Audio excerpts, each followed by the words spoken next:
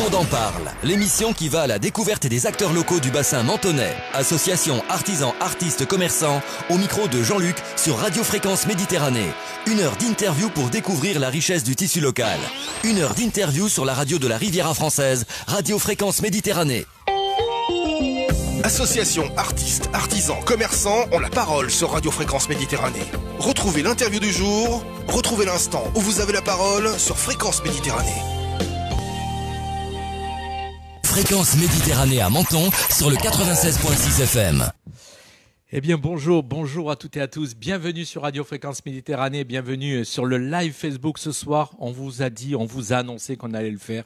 Eh bien, on l'a fait. On est là ce soir. C'est une interview un petit peu exclusif, un petit peu exceptionnel. Bien sûr, vous allez nous prendre un peu pour des fous. En tout cas, personnellement, je m'en fous. C'est le cas de le dire. Puisque j'avais promis que j'allais le faire. On avait promis à Bernard que ce soir, nous allions interviewer le premier chien, le seul chien éditeur de Menton et peut-être de France. De Je France. sais pas. Est-ce que tu penses que c'est de France. France? Donc ce Montagne. soir, nous avons la chance d'être chez Monsieur Charles-Édouard, le seul chien, comme je vous disais, éditeur de Menton, accompagné de son écrivain, qui l'édite, Monsieur Bernard Laboureau. Bonsoir Bernard. Bonsoir, enchanté. Bonsoir Charles-Édouard. Non, Charles-Édouard, c'est pas BFM, c'est RFM, je te dis. Alors, tu te calmes, hein. Alors, chers auditeurs, vous allez voir, c'est un petit peu spécial. C'est une interview où vous vous attendez pas à voir. En tout cas, il y en a qui peut-être qui vont dire on fait le buzz. Oui, on fait le buzz. C'est un peu une manière de le dire. Mais en tout cas, on est fiers de le faire. On est une radio qui n'est pas comme les autres, je le rappelle. Et qu'on laisse la parole à tout le monde, même aux chiens. Alors, mes premières questions vont être pour toi, Charles-Édouard. On va faire ce petit interview en 2 parties. Première question qui vont pour toi, et puis après on posera des questions à Charles-Édouard. D'accord. D'accord. Alors moi, mes premières questions, c'est ta rencontre avec Charles-Édouard, ça s'est passé comment? Un petit peu par hasard, on était dans une soirée avec mon ex-amie. Elle me dit à un moment bien précis, tu sais, ma fille a pris un chien, mais elle n'en veut plus. Ah, je dis oui. Et alors, elle me dit, tu en veux pas? Je dis ça va pas. J'ai 70 ans, j'ai pas envie de prendre un chien. J'ai déjà eu des chèvres. Non, stop. Je dis, t'as qu'à en prendre, toi. Non, moi, je fais des cours d'hypnose, tout ça. Non, j'en veux pas. Puis on avait bu peut-être un peu de rosé, et puis à un moment, je lui dis, montre la photo. Elle me montre la photo. Ah, il est mignon. Il avait quel âge? Il était bébé. Il avait 2 mois. Et puis d'un seul coup, j'ai une idée géniale, comme d'habitude, bien sûr. Je lui dis, si on le prenait en garde alternée, et on se met à boire un 2e verre, et on se dit, pourquoi pas? Alors, quel est le prénom? Moi, mon 2e prénom, c'est Charles. Alors, j'ai dit Charles. Et je lui ai dit, Myriam, et toi, tu prends Édouard. Et donc, on l'a accepté, et il est venu chez nous. Donc, il est arrivé à l'âge de 2 mois. De 2 mois. Et quel âge il a aujourd'hui? Il va avoir, attention, préparez-vous, le 19 février, il aura ses 4 ans. Alors, chers auditeurs, on sait que vous nous écoutez un petit peu de partout. Je crois qu'on nous écoute de Suisse. Oui, et du Québec. Et du Québec, puisque Charles-Édouard a énormément de fans, beaucoup sur Facebook. Charles-Édouard est connu dans la France entière et dans le monde entier. En tout cas, sur Menton, c'est une star, puisqu'il a l'habitude de se balader ici dans le coin. Je rappelle que tu habites au centre de... Vous habitez, au centre de Menton, et que il est très connu à Menton maintenant. Il commence à faire le buzz. Il a une particularité, c'est-à-dire il marche sur 2 pattes derrière moi, ça fait un petit peu bizarre.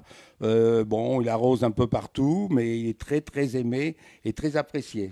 Alors, chers auditeurs, il y a du public là, vous le voyez peut-être pas parce qu'on les a mis hors caméra, mais il y a du monde qui est dans ton petit studio, dans son petit studio, pardon, excuse-moi. Oui, parce que c'est chez Charles-Édouard. Voilà, il faut bien recadrer les choses, puisque dans ma question, j'allais te demander, ma question suivante, c'est qui habite chez qui? Eh ben, j'habite chez lui, parce que j'ai eu quelques petits problèmes, et Charles-Édouard. Voilà, il veut intervenir plus tôt que prévu, je crois. Oui, d'accord. Voilà. Comme il voyait que j'avais plus d'éditeur, il a décidé de devenir éditeur lui-même. D'accord. Donc voilà, c'est ce que j'allais te demander. Pourquoi Charles-Édouard aussi est devenu ton éditeur? Parce que j'avais plus d'éditeur, il y avait que lui qui avait la possibilité de vouloir éditer mes livres et qui édite également ses livres, parce que Charles-Édouard écrit. Alors, je voudrais dire quelque chose. Il ne parle pas. Que ça soit clair. Si des gens disent que mon chien parle, c'est une erreur. Il écrit simplement, d'accord? Il écrit, oui. C'est-à-dire? Il a écrit 2 romans, La face de bouc de Charles-Édouard, et il vient de sortir un nouveau bouquin, Les brèves de Gamel. D'accord. Et on peut trouver où ces livres? Eh bien, chez moi. Parce qu'on aime C'est-à-dire bien avoir un contact direct ou sur Facebook. Les personnes peuvent me contacter. Alors, est-ce qu'il veut... Alors, attends, on va peut-être le laisser se mettre entre nous, puisque bon, ça va pas être évident pour lui de tenir l'interview. En tout cas, il veut intervenir plus tôt que prévu, mais je l'avais dit, c'était dans une deuxième partie. On va y arriver rapidement, mais bon. Charles-Édouard, c'est une position. Est-ce que c'est une position? Chers auditeurs, alors est-ce qu'il y a beaucoup de monde qui est connecté? On a notre technicien derrière qui s'appelle Geoffrey. Il y a des gens qui regardent. Bon, c'est des gens habitués. On a du monde, je vous ai dit tout à l'heure, derrière les caméras. Charles-Édouard, on te regarde. Voilà, Charles-Édouard, tu as des fans qui te regardent ce soir. Je disais que c'est une interview un petit peu particulier. Alors, certains vont se dire, ouais, mais cette radio, ils sont un peu fous. Oui, je revendique. J'ai pas peur. On est peut-être un petit peu fou dans notre radio. En tout cas, on a lancé l'idée il y a quelque temps où tu m'as demandé, ça serait bien qu'on interviewe Charles-Édouard. Et puis je t'ai dit pourquoi pas. Et je suis très heureux que vous soyez tous là. Et on l'a fait. Donc on a déplacé un mini studio. Un petit peu nerveux, Charles-Édouard, voilà. Parce qu'il n'est pas habitué à voir autant de monde. Il n'est pas habitué. Puis il n'est jamais monté à la radio. Alors viens. Est-ce que tu penses qu'on peut le mettre là? Il va rester ou il va pas rester? Non, il va pas rester du tout. Il va pas rester du tout. On va essayer. Attends, tu prends le micro. Alors, viens Charles-Édouard. Attends, c'est le micro. Hop. Et pas peur, vous entendez des bruits. Vous inquiétez pas, c'est vraiment du direct. C'est du vrai direct. On va enlever les questions, on va les mettre par terre devant comme ça, je pourrais mieux les voir. Voilà, on a récupéré Charles-Édouard. Et donc, votre vie un petit peu tous les jours, vous pouvez en parler tous les deux? Oui, bien sûr. 7h30, il vient me réveiller. Je me lève, je me lave les dents, il se lave les dents. Et je te bouscule. Et non, ça va, il est sympa. Au début, oui. On sort, on fait pipi dans tous les coins, on rentre, on ressort à 11h, on refait pipi, bien sûr. Des fois, on a des rencontres, ce qui est très intéressant. Il lèche un petit peu un derrière par-ci, par-là. On fait attention aux mauvaises rencontres parce que quelquefois, il y a des chiens un peu plus difficiles.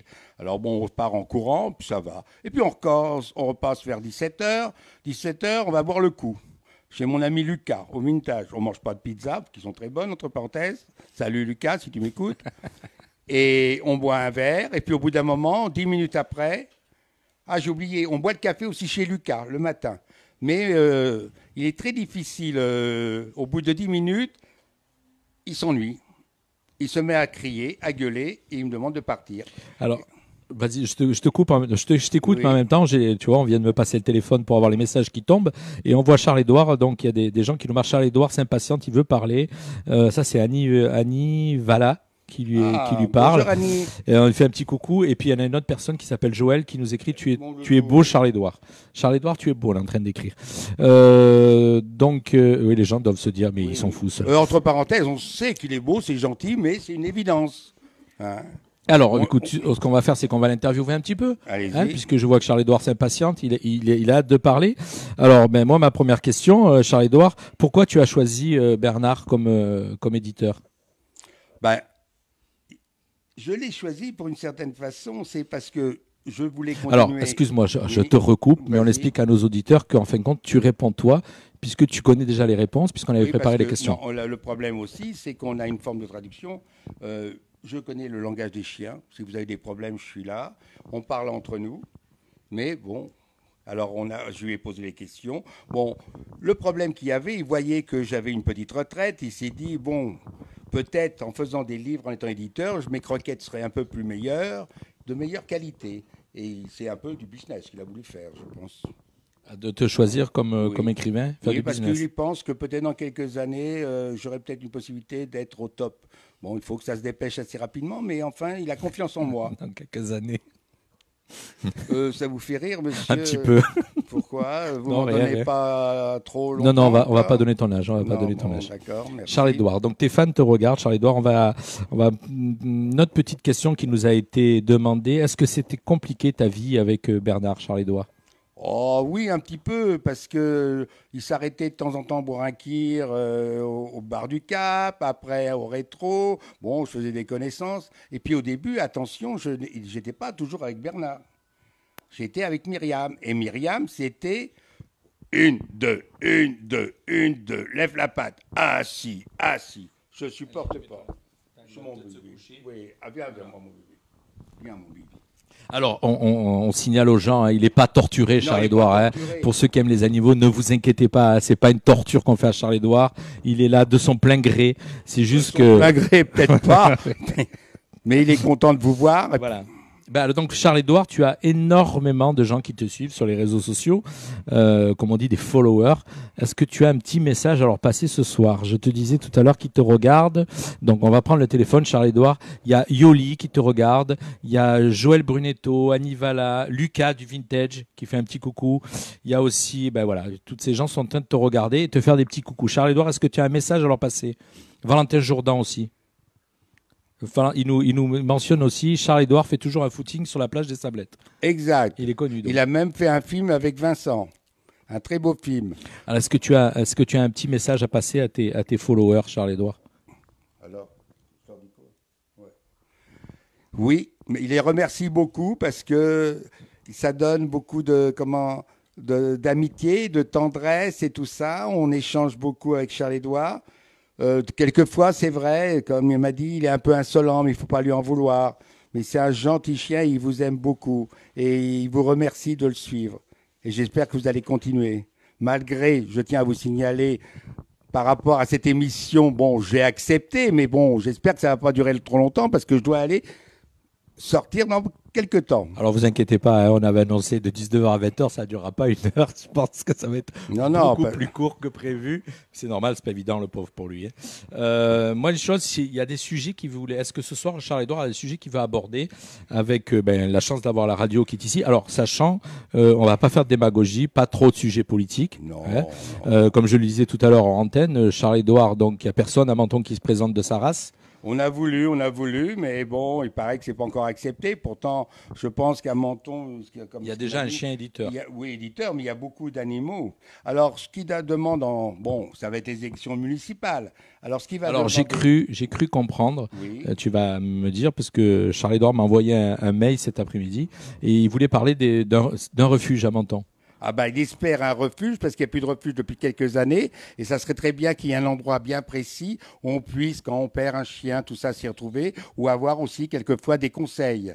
Alors j'espère que les futurs candidats penseront aux animaux parce qu'on est nombreux. Peut-être cette année on ne votera pas, mais peut-être la prochaine fois on aura la possibilité parce que je ne vois pas pourquoi les animaux ne peuvent pas voter. C'est un message? Oui, c'est un message. Deuxièmement, je suis un petit peu surpris aussi quand je me promène de voir des personnes qui dorment dans la rue. J'espère que les humains ne doivent pas dormir dans la rue parce que moi je ne dors pas dans la rue.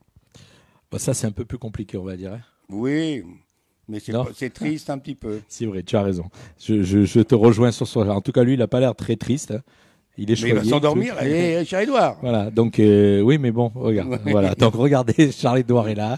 Il est avec nous. C'est pour cette interview. Je te dis, les gens qui nous regardent et qui nous suivent, puisqu'on est diffusé en direct sur la page Facebook de Radio Fréquence Méditerranée, ils doivent demander qu'est-ce qui se passe ce soir. Ils sont pas dans le studio. Non, on n'est pas dans le studio. On est chez Charles-Édouard. Je le rappelle, pour faire un interview un petit peu décalé. Ce sont des interviews qu'on fera comme ça de temps en temps. On ira faire Je vais regarder un petit peu la caméra parce que je fais que regarder Charles-Édouard. C'est des interviews qu'on fera un petit peu décalées de temps en temps. Et voilà, ce soir, on a décidé que ça serait chez toi, Charles-Édouard. Oui, mon loulou, oui, je vais le dire. Je vais le dire. Il veut, vas-y. Oui. Alors, il voudrait laisser un petit message à 2 copines qu'il aime beaucoup, beaucoup. Billy, la pile belge. Elle est très loin, malheureusement, un peu petite pour lui. Et puis, il a une amoureuse, Happy Girl. Mais Happy Girl, elle est un petit peu loin. Et il ne faudrait pas qu'elle attende trop longtemps pour venir me rejoindre. Parce que sans ça, je m'inscris sur Mythique. Alors, je vous préviens. C'est ce que m'a dit Charles-Édouard. Parce que c'est un chien, il n'est pas coupé. C'est un vrai chien. Pas comme tous les chiens qui sont coupés maintenant. C'est un vrai chien. Donc, vous avez oublié. À la race, tout à l'heure, on avait posé la question. Au début, on avait noté quelle race? La race. Mystère et boule de gomme. Ce qu'on m'a dit au départ, la maman était Jacques Rossel. Mais elle a eu un problème, elle trompait son homme. D'accord. Et je pense qu'elle a rencontré un loup du Mercantour. Et je pense qu'elle a un côté loup-garou. Ne souriez pas, c'est marqué dans ses livres. Je vous prie, ça rigole aussi derrière la caméra, je vous rassure. Tu vois, ils ne te croient pas. Alors, on a du public. On a 1, 2, 3, 4, 5 personnes derrière la caméra ce soir pour venir assister à cette interview exclusive. Je rappelle pour ceux qui nous rejoignent sur Radio Fréquence Méditerranée, exactement sur la page Facebook de Radio Fréquence Méditerranée. C'est une interview exclusive de l'éditeur de Monsieur Bernard Laboureau, Charles-Édouard. Donc on était en train de parler, il passait un petit message à ses copines. Apparemment, il n'a plus l'air très intéressé. Hein. Non, mais bon, il est habitué à la gloire. Hein. D'accord. Bon, au bout d'un moment, il se lasse vite. C'est vrai. Mais vrai. il ne faut pas oublier qu'il a sorti un livre. Alors, vas-y. Ah bon, et Charles-Édouard, on lui montre ou pas? Ouais, on montre. Alors, attends, Charles-Édouard. Donc, on va le montrer à la caméra. Donc, c'est un livre écrit et édité par Charles-Édouard. Alors, ce qui est intéressant, il raconte des petites histoires, mais, comme il m'a dit, il aimait beaucoup Pierre Bellemare. Alors, il a décidé d'écrire des petites histoires sur les chiens célèbres. Il raconte l'histoire de Rintintin. Vous savez que Rintintin a existé et qu'il demeure au cimetière d'Asnières. Il y a eu aussi quelques d'autres chiens comme, comment il s'appelait, Rex, Idéfix, et il raconte un petit peu toutes ces histoires, mais à sa façon. Alors, les brèves de Gamelle de Charles-Édouard, édité par Charles-Édouard Éditions. Donc, si on... c'est pas compliqué, vous connaissez Charles-Édouard, vous nous informez sur Facebook, vous venez nous rencontrer, vous nous donnez votre adresse et on envoie le livre. Hein, t'es d'accord? D'abord, ils envoient le chèque. Non.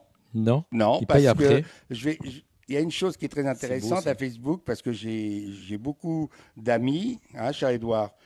Une totale confiance, j'envoie le livre avec une petite carte postale de Menton pour faire découvrir notre belle ville. Et après, quand ils ont reçu le livre, ils me payent. Et j'ai eu beaucoup de livres envoyés et tout le monde m'a payé. Voilà. C'est-à-dire quand des fois on parle que les gens ne sont pas... Eh bien, sur Facebook, tous nos amis sont des gens bien. Et on les aime beaucoup. Donc on rappelle, si vous voulez acheter donc le livre Les brèves de Gamelle de Charles-Édouard, édité par Charles-Édouard aux éditions Charles-Édouard. Exact. Voilà. Oui, il faut mieux tout faire tout par soi-même. C'est Charles-Édouard qui a fait tout ce travail. Alors Charles-Édouard, encore des petites questions pour toi. Tes rapports, je voulais savoir un petit peu tes rapports avec tes congénères. Comment ça se passe? Il a eu un moment un petit problème. Il a rencontré un staff. Alors ils ont discuté ensemble. Il lui a bouffé le nez, puis on est parti en courant. Qui a bouffé le nez à qui? C'est Charles-Édouard qui a bouffé le nez au staff, mais on a dû partir carrément. en courant. Pourtant, parce qu'il est très rapide. N'oubliez pas qu'il marche sur deux pattes, des kilomètres et des kilomètres. C'est un sportif, 18 kilos, tout en muscle. Il fait tous les matins de la musculation avec moi. Alors, tout à l'heure, je voulais te poser une question sans rapport avec les chats, mais bon, tu es en plein centre de la ville de Menton, je pense qu'il ne doit pas y en avoir beaucoup. Non, si, il aime bien. Un jour, il avait rencontré une belle chatte blanche et il était très intéressé. Mais bon, la chatte est partie en courant. Alors, Charles-Édouard, encore quelques petites questions, après on va te laisser tranquille, puisque on a du monde qui regarde ce soir, hein. Il y a plein de monde qui s'est connecté. Alors, est-ce qu'on va lui lire encore quelques petits messages? On ne voit pas Charles-Édouard et Bernard, faudrait tourner la caméra vers la droite. On dit ça au caméraman, pourtant, apparemment le caméraman, moi je vois le retour, on voit tout le monde correctement. Donc c'est peut-être le téléphone Alors, c'est qui nous envoie ce message? Jérôme Toulet. Jérôme Toulet qui nous envoie un message. Est-ce que vous connaissez le public? C'est le fils. Voilà. C'est le fils. Il est en train de regarder. Et qui a fait une belle caricature de Charles-Édouard. D'accord, il est en train de regarder puisqu'il vient d'envoyer un petit message. Merci voilà. Jérôme, bonjour à toi. Alors, mes dernières questions, puis après on va laisser rentrer. Tes projets futurs, Charles-Édouard. Eh bien, alors déjà dans le monde de l'édition. Dans le monde de l'édition, il va sortir un nouveau roman, mais ensemble, on le fait. Ça se passe à Gorbio. Et il tourne, disons, c'est l'histoire qui s'appelle La Bucati Rouge, où on va se retrouver dans une chambre avec un écrivain, et tous les deux, on va écrire une nouvelle histoire au milieu des gens de Gorbio. Ça s'appellera La Bucati Rouge. Mais c'est très beau. Et ces projets pour toi-même, Charles-Édouard? Eh bien, je voudrais bien une chienne. Parce que j'arrive à 4 ans, j'aimerais bien avoir une amie. Je pense que je rêve d'avoir des petits Charles-Édouard. 2 ou 3, pas plus quand même. D'accord. Il veut des enfants. Oui, il veut des enfants, il me l'a dit. Regarde la caméra. Tu veux des enfants? Voilà. Tu veux des enfants? En plus, il vient de dire oui, donc vous ne pouvez pas faire mieux. Bon, on peut commencer, débuter, mais enfin, s'il n'y a pas d'enfants, on fait avec. Mais s'il y a des enfants, c'est bien aussi. Alors, si vous voulez un enfant de Charles-Édouard, vous pouvez nous contacter par Facebook, mais il faut attendre un petit peu. Je suis désolé, on a du mal à rester sérieux parce que bon, c'est quand même un petit peu décalé notre interview, mais bon, en tout cas, c'est sympa ce soir. Et on voit Charles-Édouard qui est à fond dans son interview.